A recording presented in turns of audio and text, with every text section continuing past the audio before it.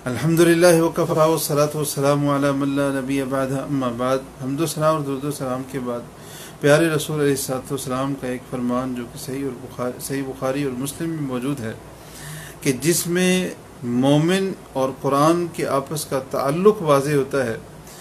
इस एक हदीस को 2-3 मिनट में समझने और समझाने की कोशिश करूँगा।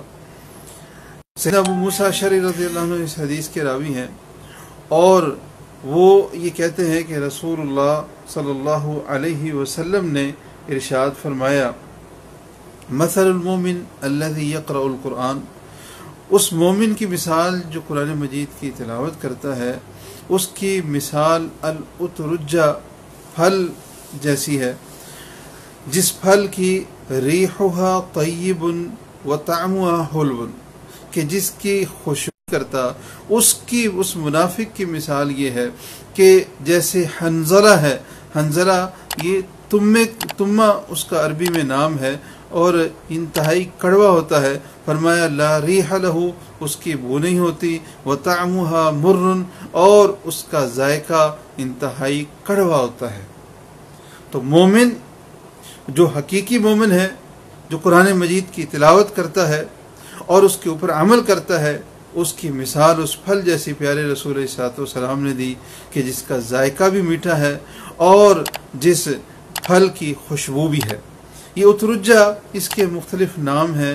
बजोरा भी शायद उर्दू में कहते हैं इसको, और बाज़ ने नारंगी भी इसका नाम बताया है। तो बहरहाल जो भी फल है, इमाम इब्न क़य्यम ने इस फल का अरबी में अपनी किताब अत्तिब नबवी में किया है और इस फल के उन्होंने बहुत सारे फ़ायदे बतलाए हैं।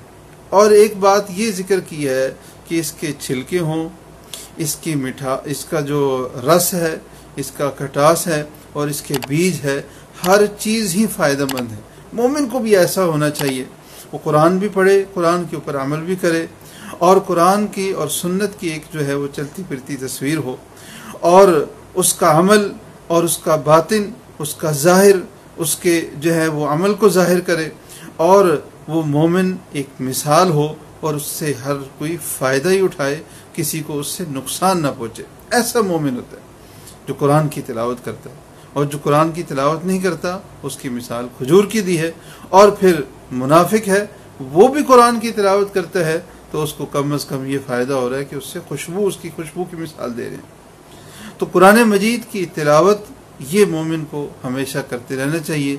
इस हदीस से हमें एक बात ये समझ आई, कुरान मजीद की तिलावत करना, इसको याद करना, इसके ऊपर अमल करना, ये बहुत बड़ा फजीलत वाला अमल है। और दूसरी बात ये समझ आई कि हम मोमिन हैं तो हमें कुरान को छोड़ना नहीं चाहिए, हमें कुरान के साथ अपने ताल्लुक़ को मजबूत रखना चाहिए। मोमिन जो कुरान मजीद की तिलावत करता है, उसका दिल भी वैसे ही जैसे उस फल का बीज, उसका कवर सफ़ेद होता है और ख़ूबसूरत होता है, वैसे ही मोमिन का दिल भी खूबसूरत हो जाता है। और कुरान कोई आम चीज़ तो है नहीं है।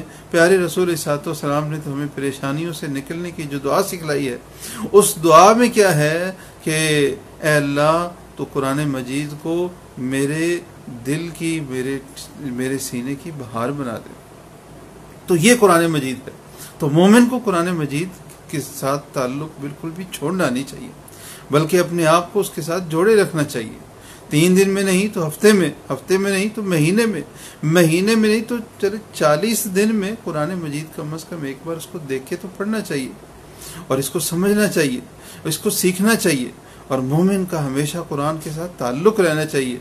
प्यारे रसूल सल्लल्लाहु अलैहि वसल्लम का कितना प्यारा फरमान है, फरमाया खैरुकुम मन तअल्लमल कुरान व अल्लमहु, तुम में से बेहतरीन वो है जो कुरान मजीद की तिलावत करता है, और तुम में से बेहतरीन वो है जो कुरान मजीद को सीखता है और सिखलाता है। कुरान मजीद, कुरान मजीद में अल्लाह रब्बुल आलमीन कुरान के बारे में क्या फरमाते हैं कि इस किताब के ज़रिए अल्लाह ने कौमों को बुलंदियाँ अता की हैं। कितने सारे इसके फ़ज़ाइल हैं। आइए मैं और आप ये अहद करें, हम अपने कुरान मजीद के साथ जो ताल्लुक़ टूटा फूटा रमज़ान में बना है, इसको टूटने नहीं देंगे, बल्कि इसको बरकरार रखेंगे। रोज़ाना हम कुछ ना कुछ ज़रूर कुरान मजीद की तिलावत करेंगे। अल्लाह रब्बुल आलमीन से दुआ है जो कुछ कहा सुना मुझे आपको इसके ऊपर अमल करने की तौफीक अता फरमाए। व आखिरु दावाना अनिल हम्दुलिल्लाहि रब्बिल आलमीन वस्सलातु वस्सलामु अला सय्यिदिल मुरसलीन।